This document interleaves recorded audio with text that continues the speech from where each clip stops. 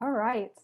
Hi, everyone, and welcome. Good afternoon, good evening, good late evening to our friends in the UK. Thank you all for joining us. Super excited to be here. My name is Sarah Palomo. I'm a board member at the Ninth Candle, and this is our launch event. We're super excited to be here. We're celebrating a lot of things tonight. We have a really great program. So just so you know, I'm going to throw remarks to my fellow board member who's going to do welcome remarks in a minute. We have a Scott, who's a teacher. He's going to talk about our inaugural education programs the Ninth Candle put on. And then at the very end, we're going to have a discussion with the founder. We're going to have Q&A so you can get all your questions asked.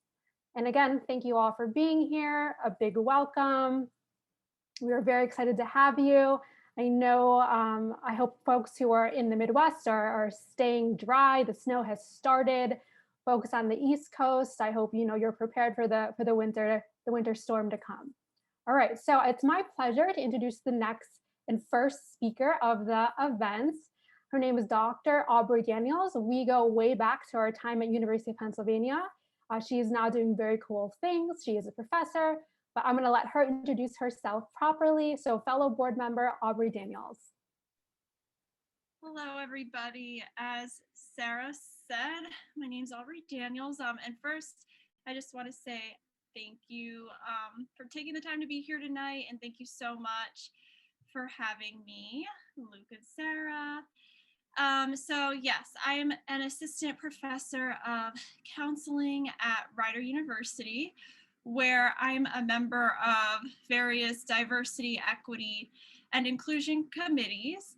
And I see DEI as a way to display empathy, which is sitting with people in their pain, learning more, and then advocating with and for them.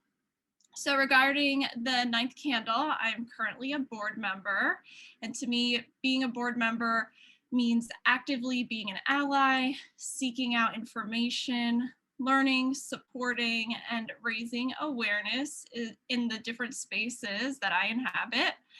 And as a professor, I discuss the topic of multicultural issues and biases people may hold, which can lead to many hateful acts. And one of the communities I tend to refer to is the Jewish community. And oftentimes universities will be in session and while Jewish holidays should be observed, and students might be fasting while the university campus is functioning at the rate of business per usual.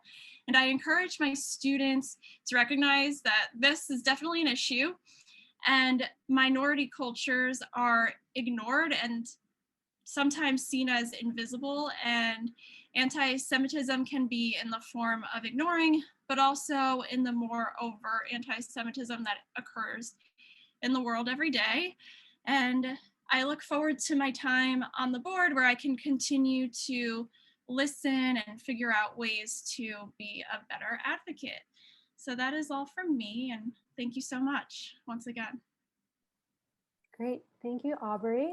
I really appreciate your expertise in the DEI space and appreciate your reflections on how you see anti-Semitism on the college campus. So now we are going to move on to hear from Scott. So Scott is a teacher in Tampa, Florida. So he has, I think he said 60-degree weather. So he is not dealing with the snow that's hitting Chicago right now. Scott and I also go way back. We first met in Scotland, although he is in Florida right now. So without further ado, let me introduce Scott. Thank you, Scott. Thank you so much, Sarah. I really appreciate it. Thank you all so much for having me here tonight. I'm very excited. So I want to go ahead and start, introduce myself. My name is Scott Sandoval. I teach 8th grade language and literature here in Tampa, Florida. My current school is Carrollwood Day School, but previously I taught 7th and 9th grade English at Tampa Preparatory, which is downtown Tampa. So this is my first year teaching 8th grade English, and with that came the Holocaust. And I felt that I needed to definitely further my education with the Holocaust because it had been a number of years since I had learned about it. Specifically, I tried thinking through this when the last time I recalled having Holocaust education was, and it was when I was in 8th grade in middle school here in Hillsborough County in Tampa. So I definitely felt a lack of knowledge. So I dug through the United States Holocaust Museum, And then I was on LinkedIn and I saw Dr. Berryman, Luke's post about that he had started the Ninth Candle. And I really felt that that was a good way for me to educate myself, maybe start creating some more connections to bring into my classroom for my students so they could learn more. So we started first with a Zoom call that lasted for about an hour, in which Dr. Berryman helped to clarify some of my questions, helped to clarify my lesson plans that dealt with my IB objective. And my IB objective was, what were some of the conditions of the prisoners in the Holocaust? And then how could something like this happen? And so after our 1 hour conversation, I said, hey, you know what? Could you zoom into my classroom and then help educate my students a little more about some of the history that maybe I had left off up to this point? He said, sure. So he came in via Zoom and he talked about different Jewish resistance fighters and perhaps why they're not taught today. He helped bring in some images for my students. He also helped them to understand a little more about Auschwitz, which was something that I touched on in my text night. But beyond that, I was still lacking in that area as well. He also helped the students geographically understand Europe, which was very key for the text that they were working with. The presentation from the Ninth Candle brought in relevancy for my students, specifically talking about the Holocaust trend that was going on TikTok. And so my students were engaged, and they definitely took a lot away from the conversation. I wanted to read a couple of the quotes that they had sent on to me from their reflection of the presentation. One student said, Dr. Berryman's presentation was very eye-opening and enlightening. I learned a lot about Jewish resistance fighters during the Holocaust and how some people were brave and tried to stand up in times of great terror, pain, and suffering. I also realized how the Holocaust impact cannot be determined because its repercussions are still being felt today. One thing that really stuck with me is that the Jewish people today can be seen as weak lambs, but that is not true. And justice from the Holocaust is difficult to answer or determine because of its complexity and how terrible it was.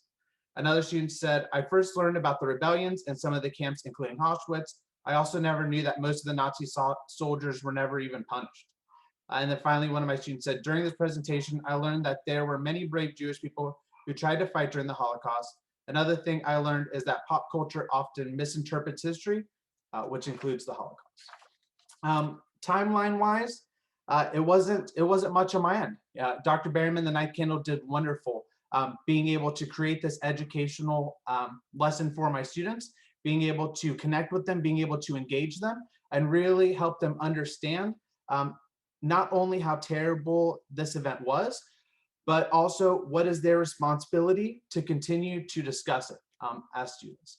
And that's something I'm so grateful for your team for. And I would highly recommend this for any educator who's in the middle school or in the upper school, whether that be IB, charter, public, or private. Thank you so much. And I really look forward to bringing Dr. Berryman and the Ninth Candle in next year when we continue to teach night.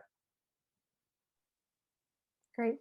Thank you very much, Scott, for sharing your experiences. So we're going to dive into this a little bit, but one of the things that the Ninth Candle is priding themselves on is bringing these education programs to school, to teachers, again, free of charge.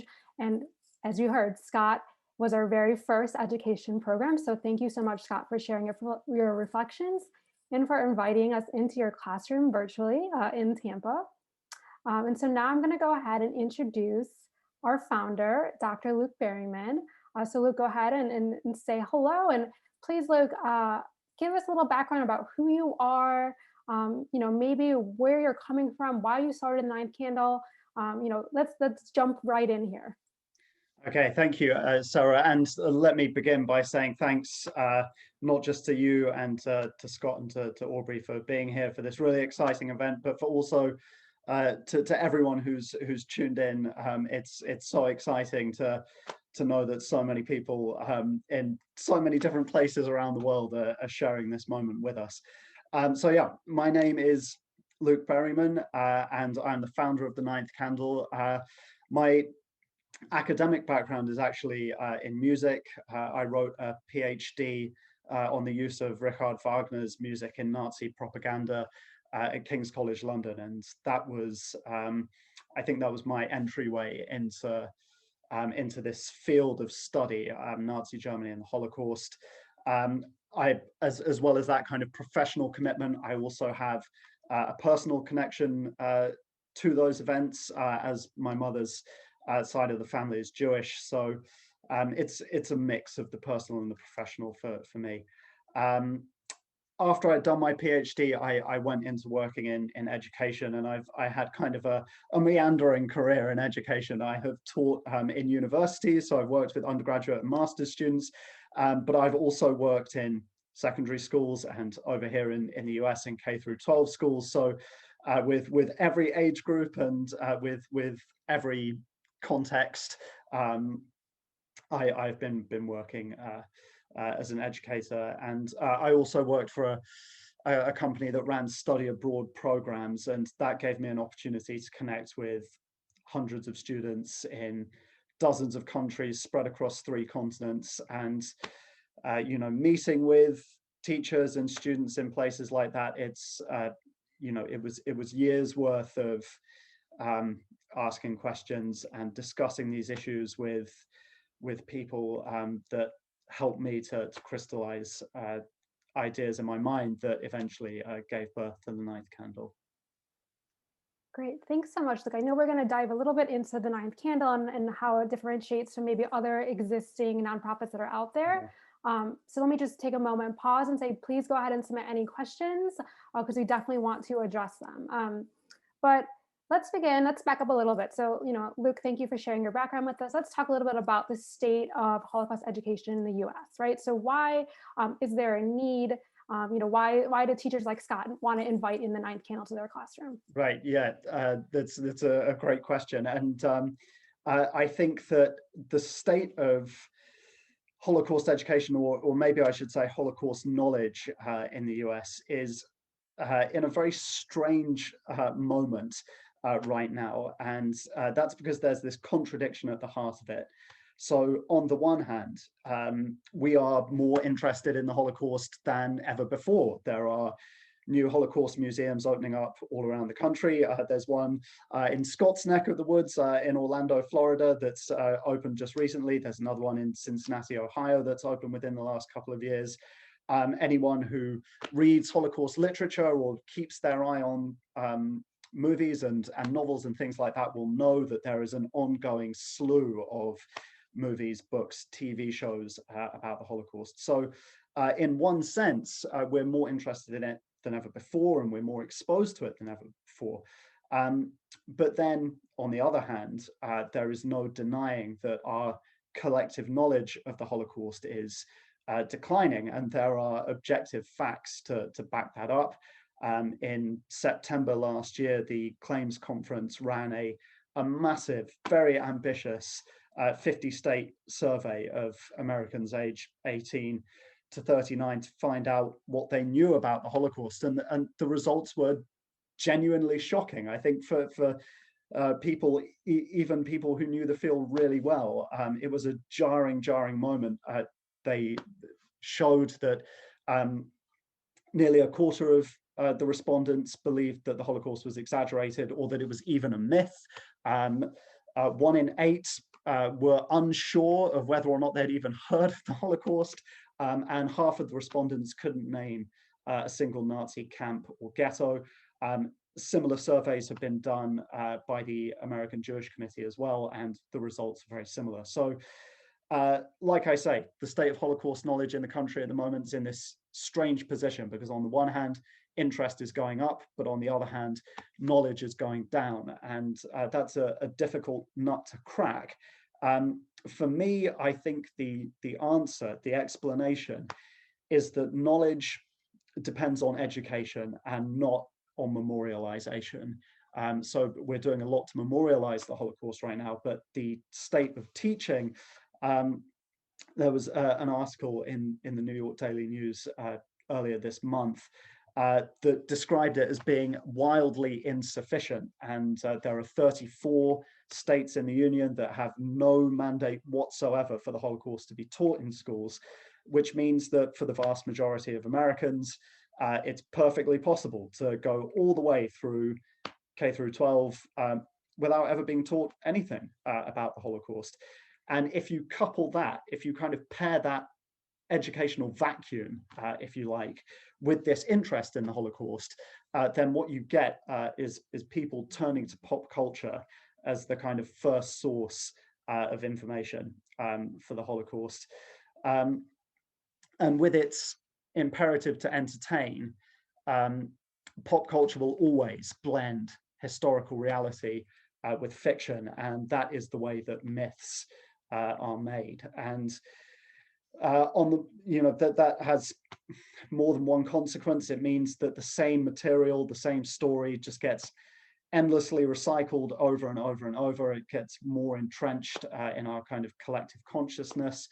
But, you know, myths can also spread misinformation, and they can also, in the worst instances, do active harm. And Scott tapped into one of those things when he was speaking, you know, the idea that the Jewish victims of the Holocaust somehow went along with the process, or that they at least aided it or enabled it in some way by being silent or being submissive. This is a myth that's kind of really deeply entrenched in the way that the Holocaust is presented in pop culture. So I think that is an overview of the landscape on which the Ninth Candle is founded, and that will maybe open up this discussion to talk about why it's needed. So yeah. Great, thank you very much, Luke. I know when I heard, you know, you see all these studies that release all these really low percentages of folks who've never heard of the Holocaust, or they can't name a concentration camp. It's really deeply disturbing. And to your point of wanting to pass on the knowledge, not just memorialize the Holocaust, which also is important, but another huge component of that is sharing this knowledge. So thank you very much for that. Moving right along, and again, please continue to submit questions in the Q&A box. We will get to them at the end here. But another question that I think was pre-submitted that a lot of our folks are wondering is, so why did you decide to found the Ninth Candle? Why you? And, you know, where did this come from?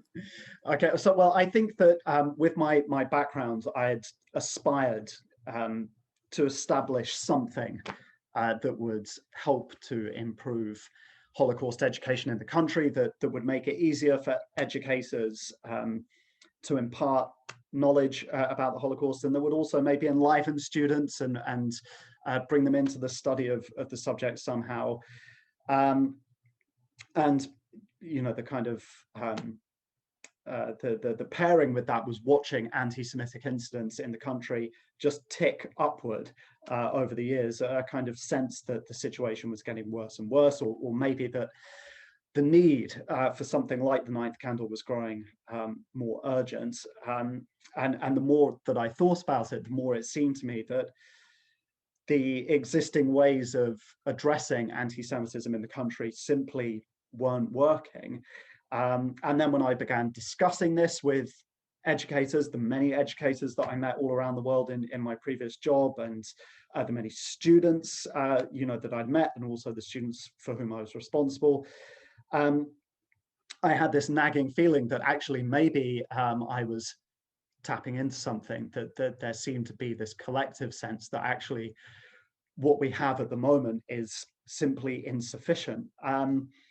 So yeah, so that feeling had been with me for a very long time, and then we hit 2020, and you know, as I'm sure is true for everyone who's on the line at the moment, life changed significantly, and by the summer of last year, it had become clear to me, or I'd become convinced anyway, that as a result of the pandemic, the world as we knew it was going to be significantly restructured in every sphere. And so I thought, well, it's probably now or never, right? There's not going to be a better moment to have a try at starting something new, to integrate all of these ideas into whatever new shape is coming after this has passed. And so that's why I ended up taking the plunge last year. So yeah, well, in terms of what happened, the actual kind of process, the domain name, theninthcandle.com, was registered in July, and everything unfolded quite rapidly from there. We applied for 501c3 status. That is the status with the IRS that enables us to function as a non-profit organization. We applied for that in September. We applied to register ourselves as a charity in the state of Illinois also in September. And those things were both stamped by officialdom before the end of the year. And that brings us to this moment, this launch event, which I suppose is the end of that opening chapter, but it's also the beginning of a newer, bigger, more exciting second chapter as well. Great, thank you, Luke. And so let's jump right in now to the ninth candle. Let's get into the mission. And I also want you to talk about why it's different from what already exists, right? So we did have a question come in specifically asking, how is it different from the U.S. Holocaust museums that exist? How is it different from the ADL? So let's talk a little bit more about the mission of the ninth candle and how we are distinguishing ourselves from other organizations that already exist. Sure. Okay, so to give a brief overview of the mission is to end anti-Semitism by sharing knowledge. And as we've already indicated, we're going to fulfill that mission through education programs for students, for professional development programs for teachers, and through diversity, equity, and inclusion workshops for businesses. So when it comes to the students, what we want to do, as well as giving them the kind of general introduction that's going to furnish them with knowledge about the Holocaust, we also we want to teach it to them in ways that's going to make them think about it differently. So like Scott said, that will often mean focusing on Jewish resistors. For example, people like Alexander Pechersky, who are often overlooked in the history books. For the teachers, what we want to do is give them the materials that they need to build and enhance existing syllabi, and maybe to develop completely new syllabi from scratch. We want to empower them and to enable them to make all of these changes when they're doing their work in the classroom. And for businesses, it's about giving them advanced material that will enable people to interact with these issues in a deep way.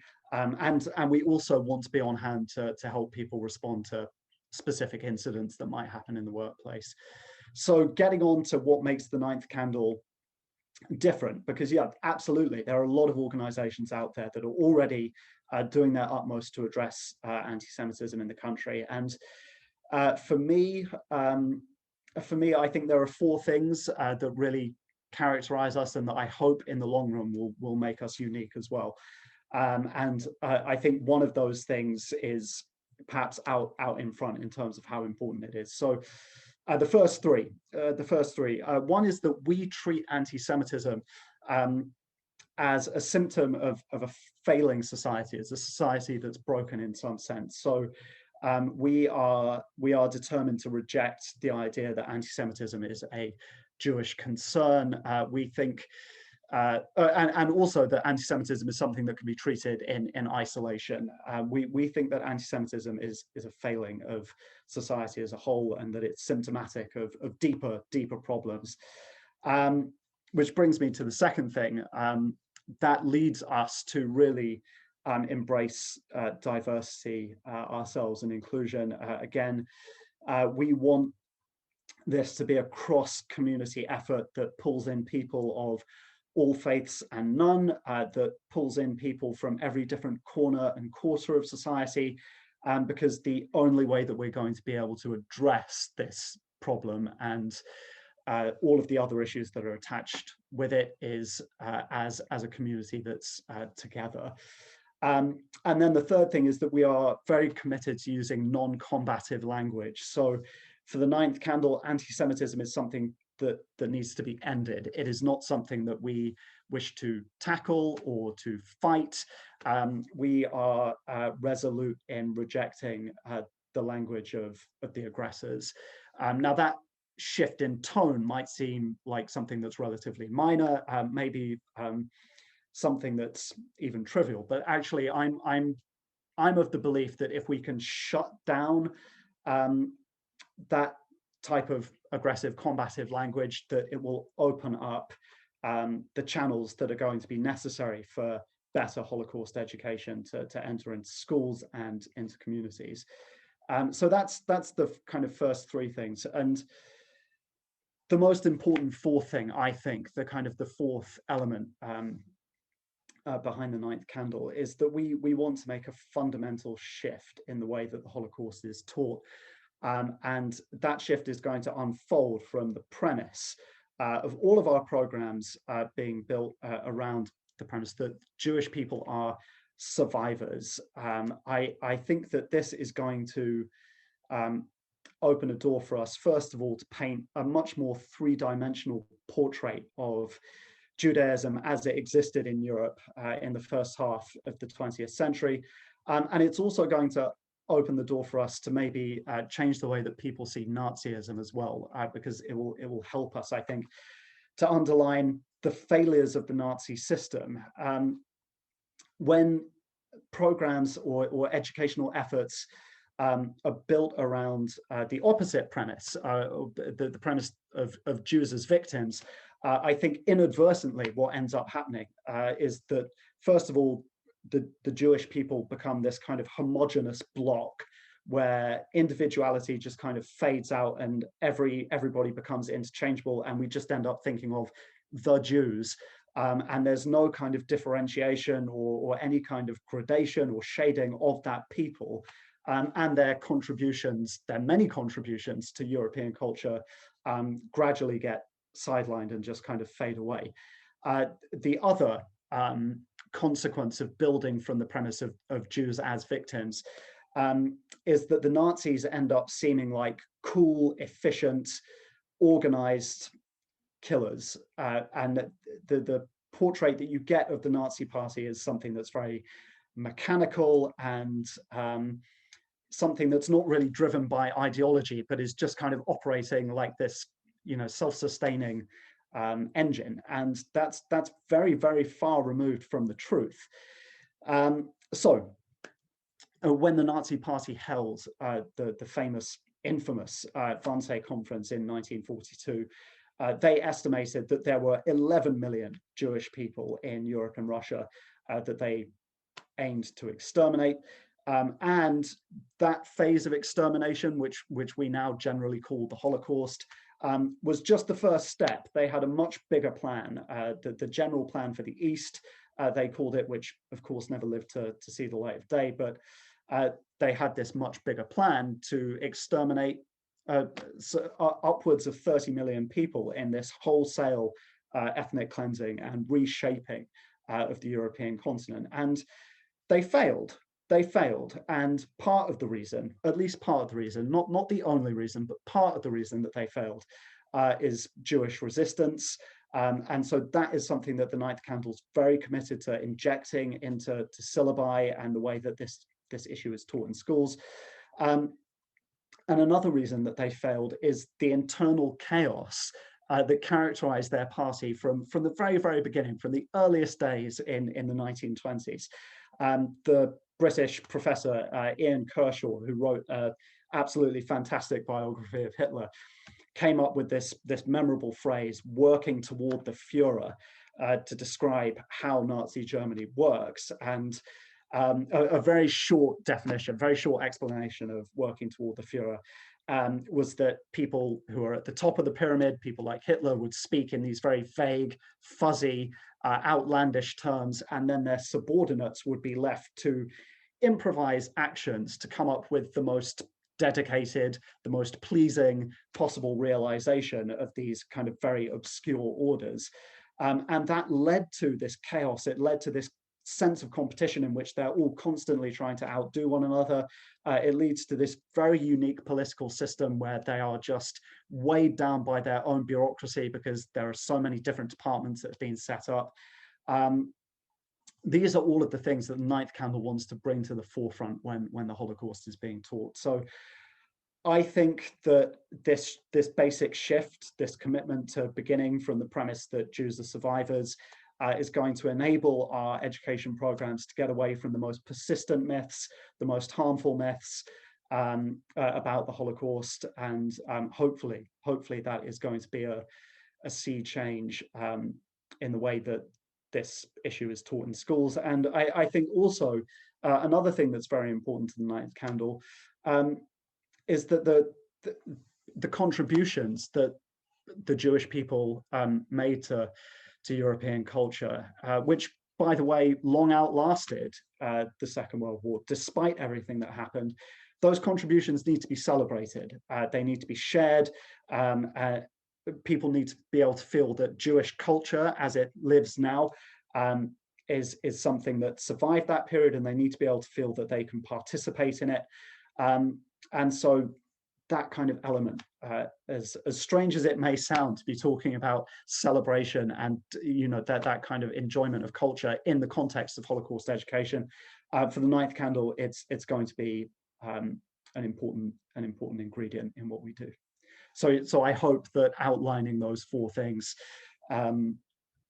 clarifies how we will add something to the many great efforts that are already being made today. Great.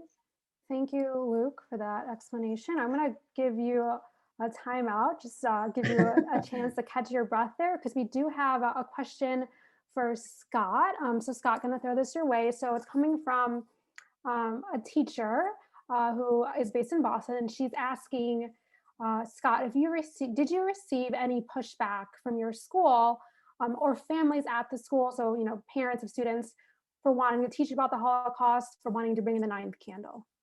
Okay, thank you so much, Sarah. And thank you, Alice, for the question. I think the original fear, concern I had was about teaching night during COVID.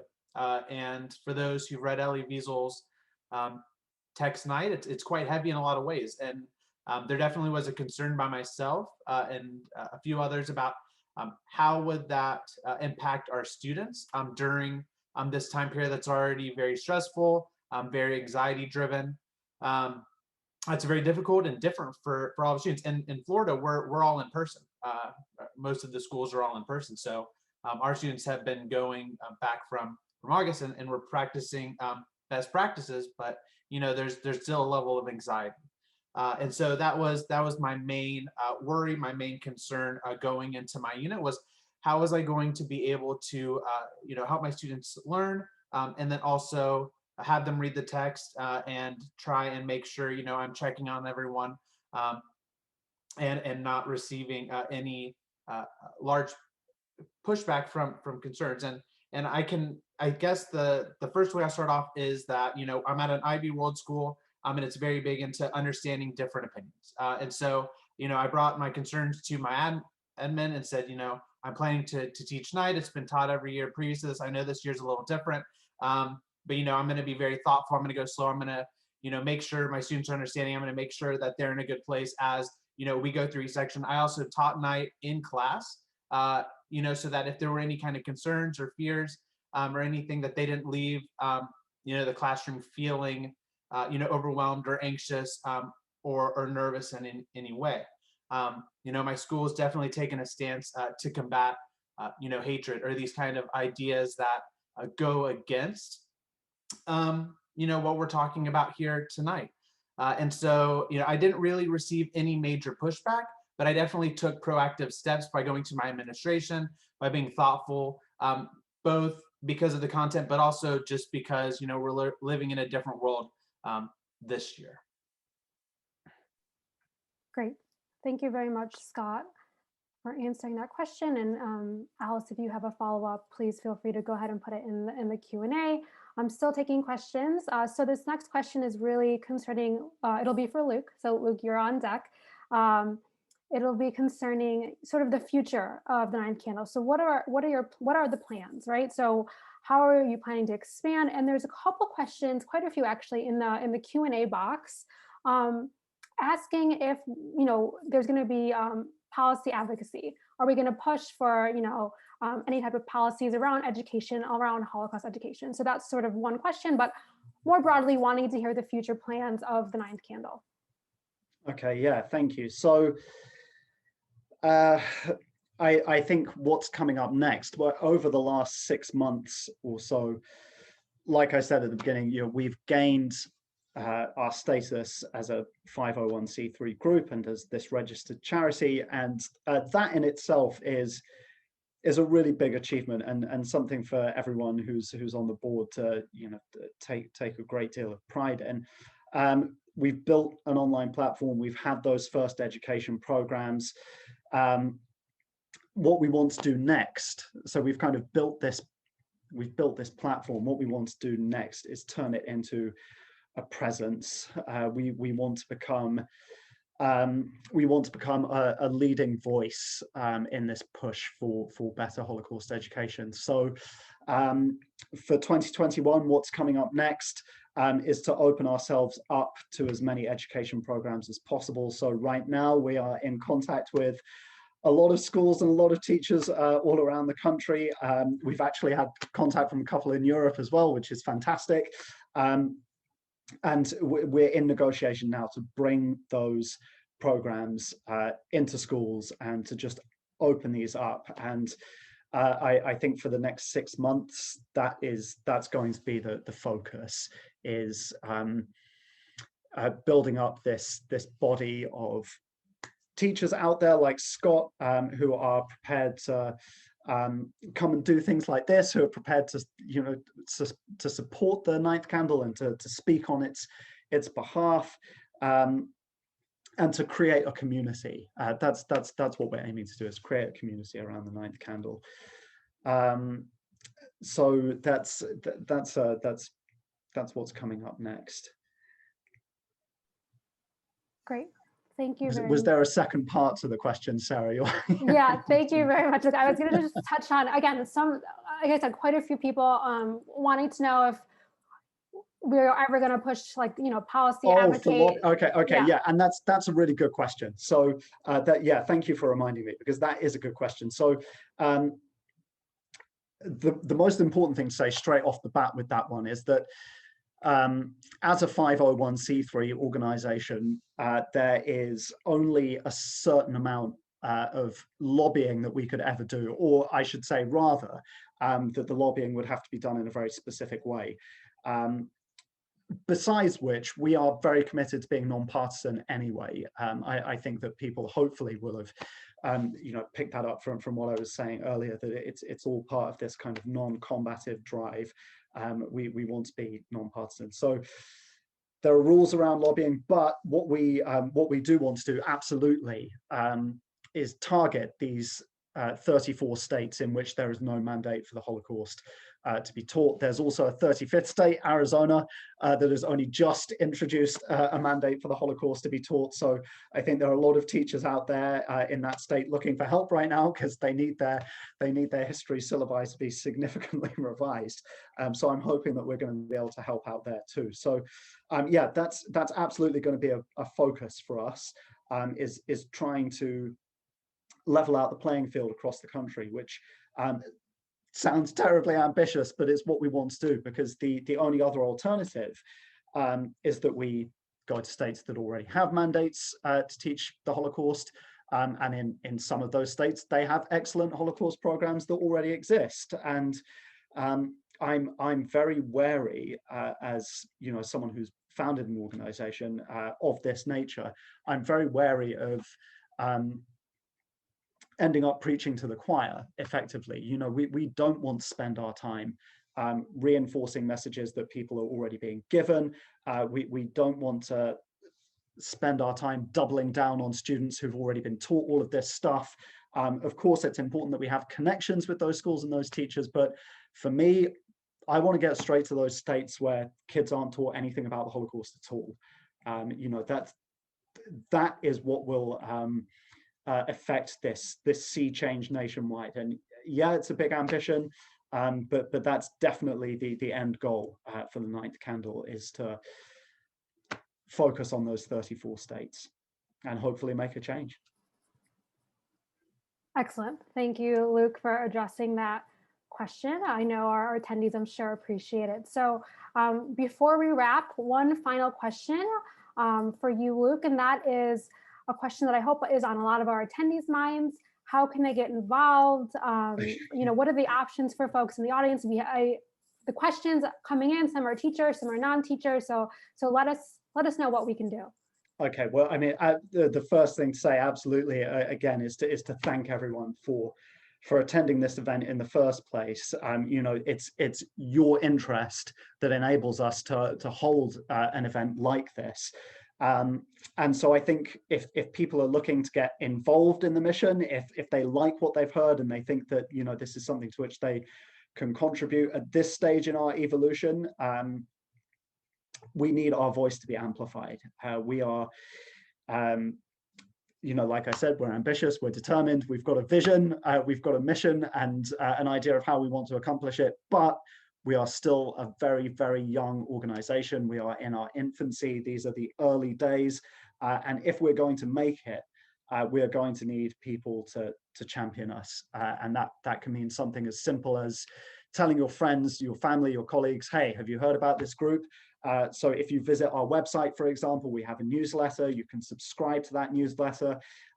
We are all across social media. That's social media is another thing that took a lot of time to build up in the first 6 months.